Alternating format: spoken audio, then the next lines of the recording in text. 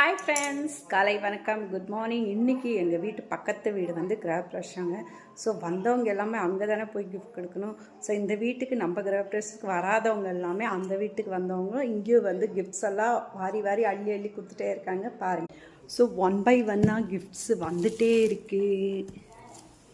Already 2 gift பிரிச்சியும் வச்சிட்டேன். நான் ஆர்வ கோளாறில் வந்த ஒரு கிஃப்ட்டு அப்படியே நம்மளே பிரிச்சிடலாம், தனிஷ்கா விட அப்படின்னு பிரிச்சாச்சு. ஸோ இதில் என்ன கிஃப்ட்டுன்னு பார்த்தீங்கன்னா சூப்பரான ஒரு ஜூஸ் செட்டுங்க. செமையாக இருக்குது. வித் ஜாரு, ஒரு 6 கிளாஸஸ் வந்திருக்கு. ஸோ நிறைய கிஃப்ட்ஸ் வாங்கி இந்த டைனிங் டேபிள் மேலே போட்டிருக்கேன்.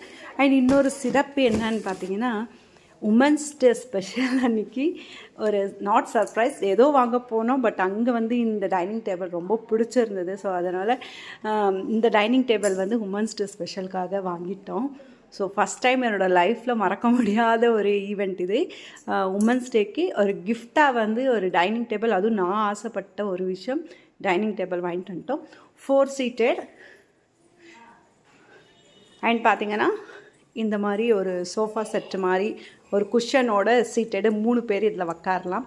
ஸோ டோட்டலாக இந்த டைனிங் டேபிளோட கெப்பாசிட்டி அப்படின்னு பார்த்தீங்கன்னா 4+3 7 seated. ஸோ அழகாக இருக்கா, எப்படி இருக்குன்னு சொல்லுங்கள். நம்ம இந்த குட்டியான ஒரு ஹாலில் இந்த மாதிரி ஒரு டைனிங் டேபிள் அண்ட் அதுக்கு மேட்ச்டாக வந்து ஒரு டீப்பா எடுத்துட்டோம்.